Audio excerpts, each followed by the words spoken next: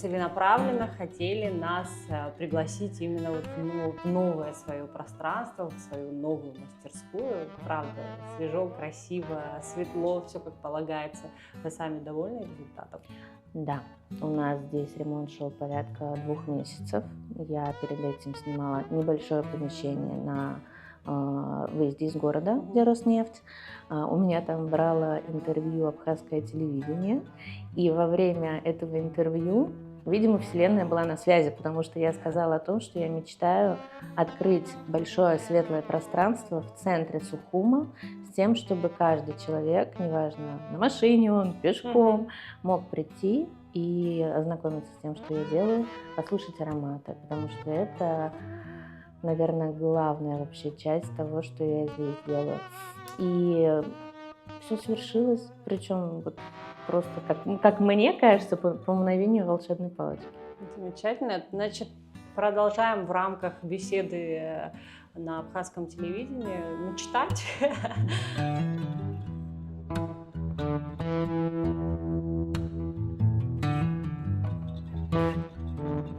Вы знаете, я сегодня утром еще на встрече с вами, я ожидала этого вопроса, и я пыталась вспомнить, а вот действительно свою первую свечу, когда я сделала.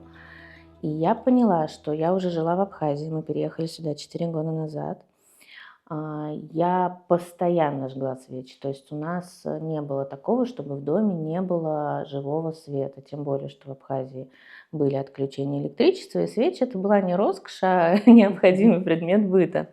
И поэтому в какой-то момент просто пришла идея, что почему бы не попробовать сделать самой. И все началось с свечей из вощины. Как мы искали эту вощину в Абхазии, это был отдельный вообще пунктик, потому что мы подняли там, учитывая то, что мы вне там пчеловодства и так далее, то есть мы не в теме. Мы нашли человека, который продает вощину, купили у него и скрутили первые свечи с подругой. И все. С этого вот, наверное, все началось. Потом, так или иначе, интернет начал подкидывать какие-то идеи, как еще можно сделать, потому что наш же телефон нас слушает, и он начинает подавать контент по запросу.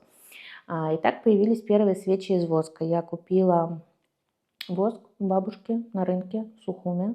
Как сейчас помню, что-то он стоил то ли 800 рублей за килограмм, ну что-то такое. Вот обычный кусковой воск, я попозже его покажу, потому что у меня сейчас такой привозит супруг из Кадорского.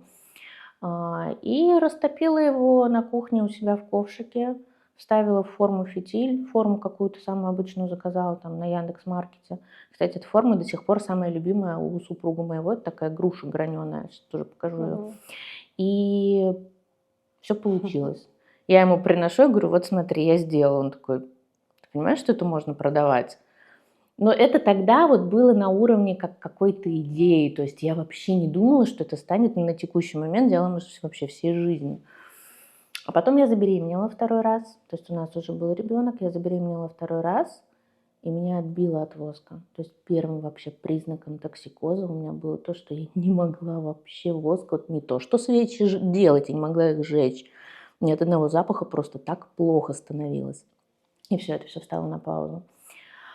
А потом мы переезжали много, мы возвращались в Россию, возвращались опять обратно сюда со всеми вещами и так далее. И все вот это вот свечное, оно путешествовало вместе с нами. Фитили, формы, воск. А потом просто, когда мы уже поняли, что все, мы окончательно здесь, я уже родила дочь, сразу шла речь про то, что это будет происходить не дома, потому что кухня после моих экспериментов с воском было не очень хорошо, скажем так.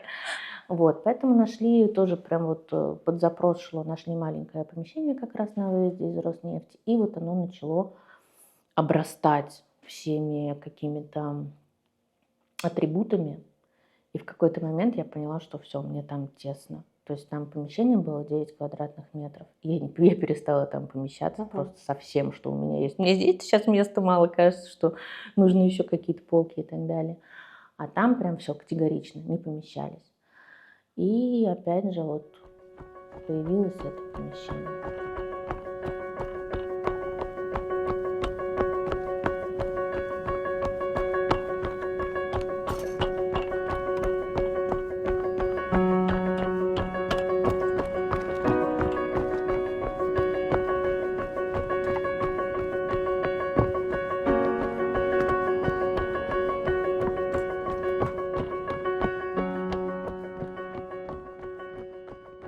Раз уж мы заговорили о том, что это новое помещение, я думаю, самое время нашим зрителям рассказать о том, где оно расположено. Оно фактически в центре города, по улице Воронова.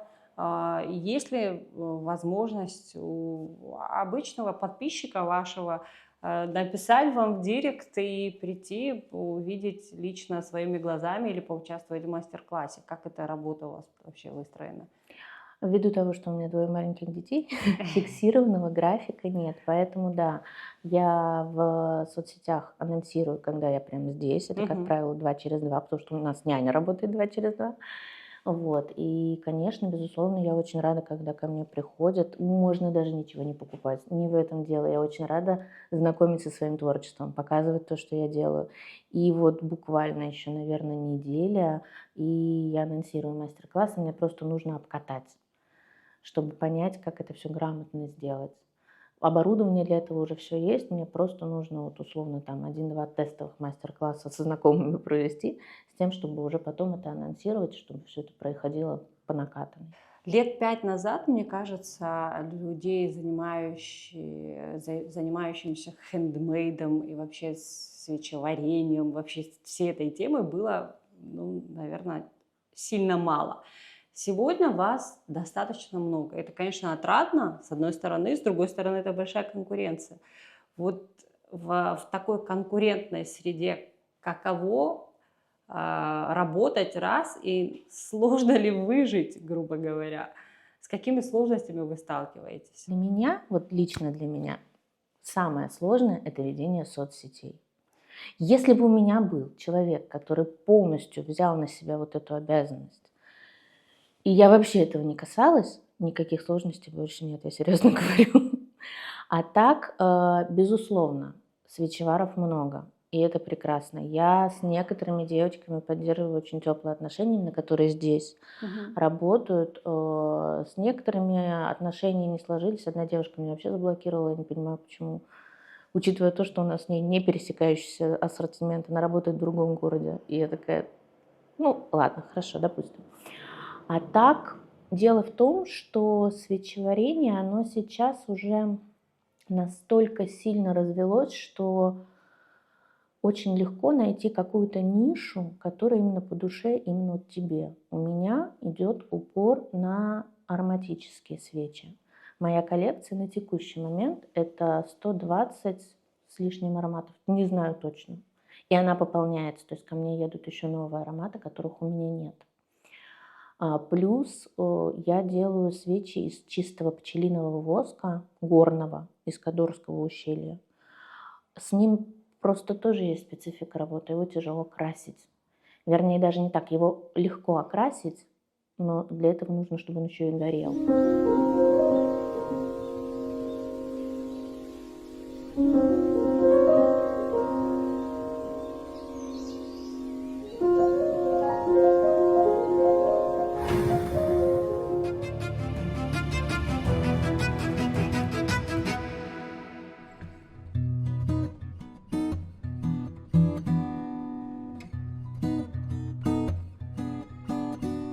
Я сейчас буду заливать контейнерную свечу в гипсе.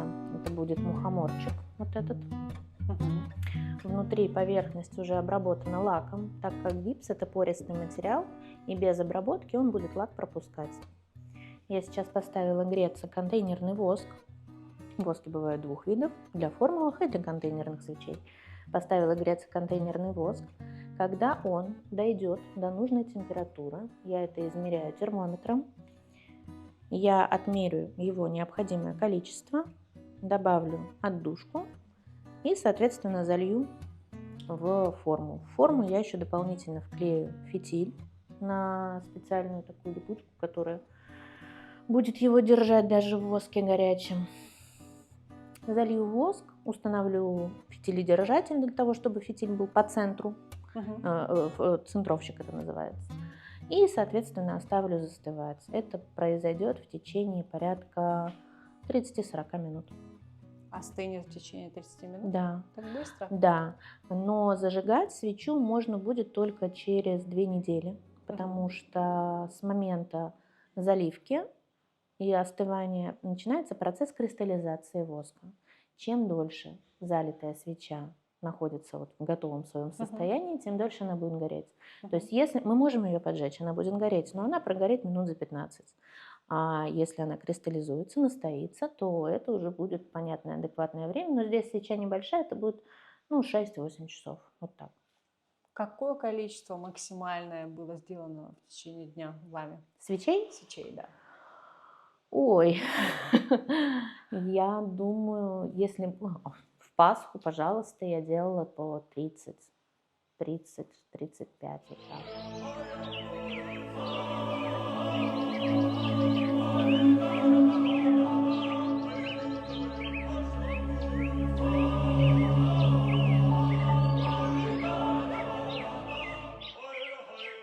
Вот он уже все в целом готов, даже чуть-чуть мы с вами заговорились, его перегрели, нужно будет немного остудить. То есть сейчас температура почти 100, уже 100 градусов. А должно быть сколько? В целом зависит от того аромата, который мы вводим, но начиная от 80. Вот, поэтому мы сейчас немного подождем, чтобы он остыл, потому что если я введу отдушку сейчас, то она будет гореть. Гореть в том плане, что будет дымить, и в дальнейшем это может просто сказаться на аромаотдаче самой свечи. Поэтому сейчас нужно будет прям немножко подождать, он остынет до рабочей температуры, и я покажу, как вмешивается отдушка, как она добавляется, как она вмешивается. В общем, во всем нужна норма. Конечно, безусловно. Здесь будет, я хочу, вот, мне так хочется, что у меня будет этот мухоморчик прекрасный с ароматом какао-кашемир. Это такой богатый интерьерный аромат, его очень любят, он не совсем очевидный, скажем так. То есть вот бывает, ты нюхаешь свечу и сразу понимаешь, что это, например, груша или клубника или береза, такое тоже есть. А есть ароматы, которые по своей пирамиде, по своей сложности не уступают селективным парфюмам. То есть у них есть база, верх и сердце. Послушайте. Да, очень интересно. Да, и он, соответственно, в свече. Где-то даже шампунчиком каким-то пахнет. Во-первых, мы из бутылки всегда слушаем, это концентрированный аромат. Соответственно, свеча, она будет пахнуть несколько иначе, потому что воск, он всегда смягчает аромат. 85 градусов – это рабочая температура для ввода аромата. То есть аромат вмешается, но вместе с тем он не будет гореть. И в свече потом будет вести себя так, как нам нужно. Я использую ювелирные весы, потому что мне нужна точность до 100 грамма. Они у меня такие рабочие, подуставшие.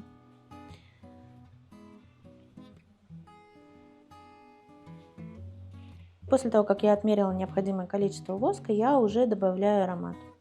Это уже на глаз или... Все по весам. Я раньше пользовалась пипетками, но потом я в какой-то момент поняла, что их очень много, мне стало некомфортно. И после того, как мы добавили аромат, начинается самый муторный на самом деле процесс свечеварения, это вмешивание аромата. Потому что если его не вмешать, он просто выступит на поверхности свечи.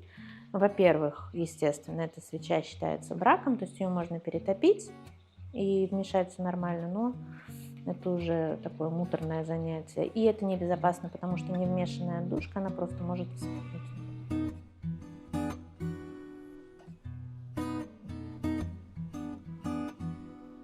Все, оставляем застывать.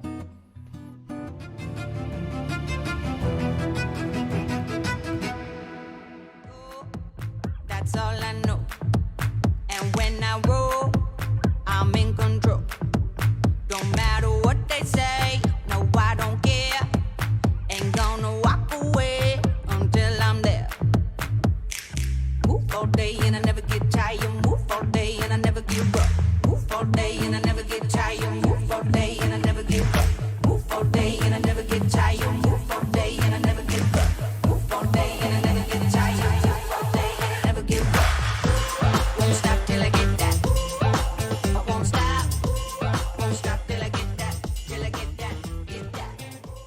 Вы явно к этому не относитесь как к работе. Вообще. А это что-то, нечто большее, чем просто работа. Что для вас этот процесс значит? Что конкретно испытываете вы в тот момент, когда вы погружаетесь в процесс? Я в нирване. Я вот прихожу сюда, и если даже есть там какие-то неурядицы, беспокойства, все остается вот там. Я сюда стараюсь приходить с чистой головой, с холодным сердцем и, опять же, с чистыми руками. Я не беру воск в руки, если в голове беспокойно. Воск – природный материал. Сейчас, может быть, прозвучит немножко поотлетевше, но воск реально все впитывает. Правда. Если вот у мастера в какой-то момент какие-то негативные мысли, лучше воск отложить. Вот именно воск. Он природный материал, он впитывает вот всю вот эту вот энергию и так далее. Не нужно это людям нести.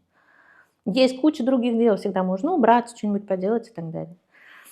Вот. А так для меня это прям отдушина, то есть я этим горю. Я когда только начала этим заниматься, я правда спала, наверное, часа по 4, потому что я очень много времени проводила в мастерской, а то время, которое я проводила дома, то есть я укладывала детей и изучала информацию. Очень много читала, очень много пробовала, какие-то там себе заметки делала для того, чтобы потом на следующий день попробовать, работает, не работает. Поэтому для меня это, да, безусловно, больше, чем работа. Классно, что это приносит деньги, но изначально я шла не за этим совсем.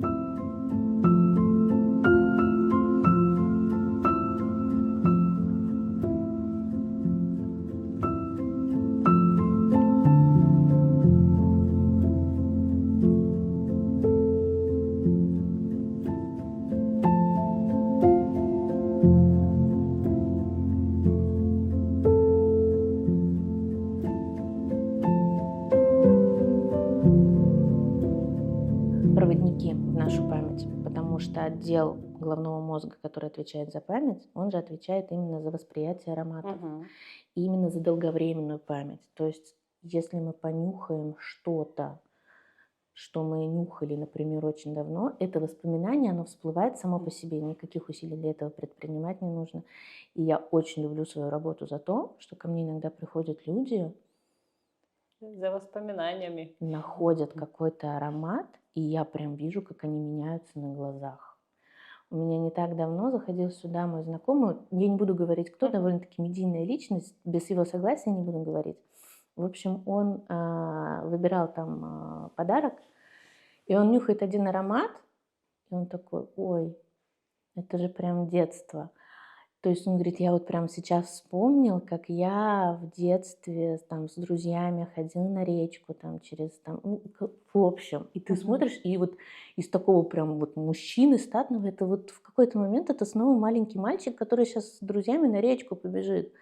Или там у меня была ситуация, когда тоже там зашла женщина, она, вот как сказать, она зашла, она прям заполнила с собой мастерскую. Вот она прям такая властная, такая вот прям статная. И тоже она выбирала там аромат. Я ей в какой-то момент даю понюхать богемскую розу. И она такая: у бабушки так в саду пахло. А там прям вот, действительно запах свежесрезанной розы. И вот тоже в какой-то момент я понимаю, что она вот прям проваливается в это воспоминание, настолько ценно в этот момент наблюдать за людьми, наблюдать их реакцию, и даже за тем, как они потом обратно выныривают. То есть она такая: так, все хорошо, оформляем, вот, пожалуйста, оплата, все. Вот за это прям обожаю свою профессию.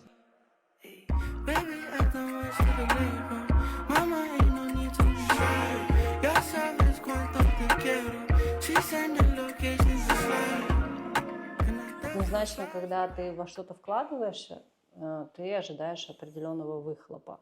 И если вот того самого выхлопа нет, то, наверное, все-таки творчество творчеством, но наступает момент, когда тебе кажется, что все зря, значит, это людям не нужно, значит, это вообще, в принципе, никому не надо, может перестать, прекратить всем этим заниматься и так далее. Были ли у вас такие моменты, раз, и какой сейчас период, как вы оцениваете этот период, насколько ваше творчество интересно людям, насколько положительную обратную связь вы получаете, как это взаимодействие вообще выглядит с покупателями? Я скажу так, моменты выгорания, о которых вы говорите, да, конечно, они были. И здесь для меня спасение, если я пробую что-то новое. Это может быть что-то, ну, не какое-то прям сверх Мгм. новое, но просто что-то, какая-то новая форма, новый аромат. И тогда появляется интерес, а вслед за ним желание делать. По поводу обратной связи у меня вот прям плотно я начала заниматься с декабря, даже с января, так скажу. То есть порядка полугода. За это время у меня была только одна недовольная клиентка. А за время нашей беседы вы ни раз, ни два упоминали супруга своего, который, на мой взгляд, сильно вас поддерживает. Это правда. Насколько я понимаю, поддерживает сильно, и это, правда, очень важно, когда семья стоит рядом, оказывает поддержку всестороннюю. Вот. Как воспринимается ваше дело вашей семьей?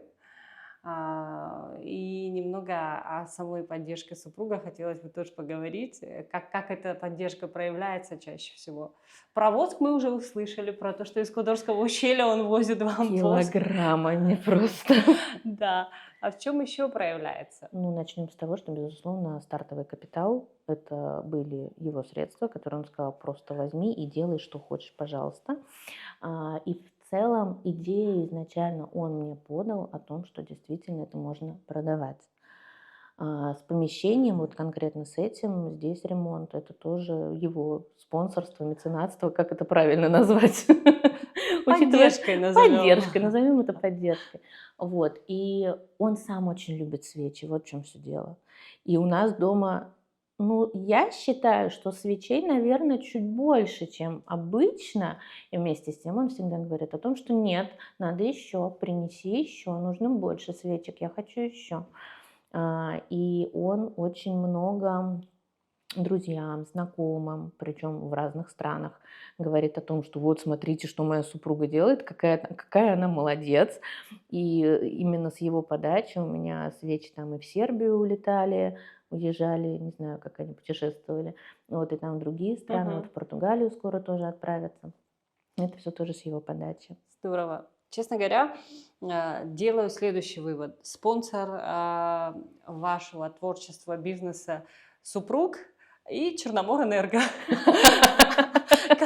которые вас просто заставили заниматься этим делом в первую очередь для того, чтобы освещать дом, когда нет света дома. Да, я хотела сделать одно время свечи с ароматом без отключения электричества, потому что в какой-то момент это, конечно, было прям критично в декабре, по-моему, когда там на 2 часа включали, у нас свечи, естественно, горели постоянно. Вот. И тут, да, конечно, удобно в целом, когда супруга свечевар, как бы нет вообще дефицита.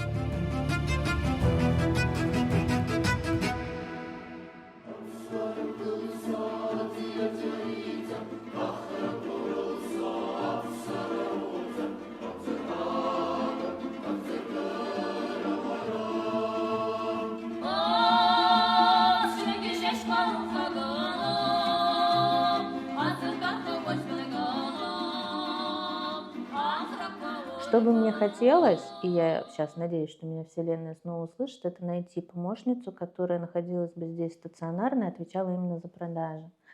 С тем, чтобы действительно был фиксированный график работы в мастерской, и не нужно было там созваниваться, списываться, с тем, чтобы действительно это была стационарная точка продаж, чтобы человек мог прийти комфортно, спокойно выбрать. Это первое. Второе – это пройти все обучения, которые у меня куплены, а их несколько, и увеличить немножко количество часов в сутках. У меня самая главная трудность – это реально в том, что не хватает времени. То есть, естественно, помимо мастерской есть супруг, есть дети, есть хочется просто время, не знаю, полежать, сериальчик посмотреть и так далее. Вот. А так, безусловно, прям в самых ближайших планах это официальное открытие. Я думаю, что вот как раз, когда мы здесь закончим с оформлением, то есть, повторюсь, это стеллаж и вывеска, это будет официальное открытие. Ничего такого прям супер помпезного, но тем не менее заявить о себе, что все, мы открыты, пожалуйста, приходите. И проведение мастер-классов. На них есть спрос. Прям вот есть. Хочется людям пробовать что-то новое, и это понятно, объяснимо, потому что когда мы пробуем что-то новое, у нас мозг вообще по-другому начинает работать.